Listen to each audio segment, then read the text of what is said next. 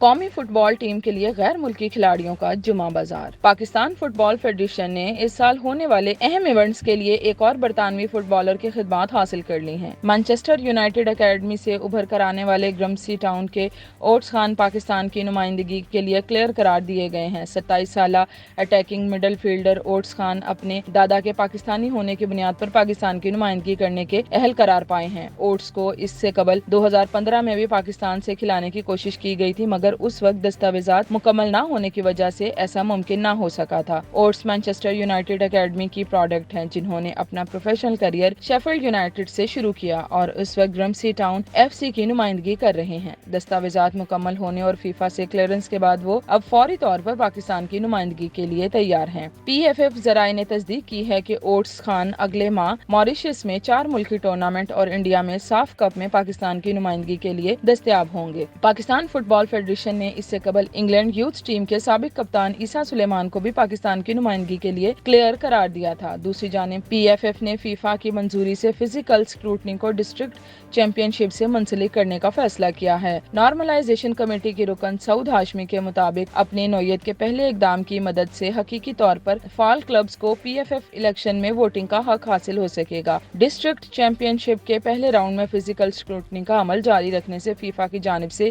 دیے جانے والے مینڈیٹ کے مطابق صاف اور شفاف انتخابی عمل جلد سے جلد مکمل کرانے میں بھی مدد ملے گی۔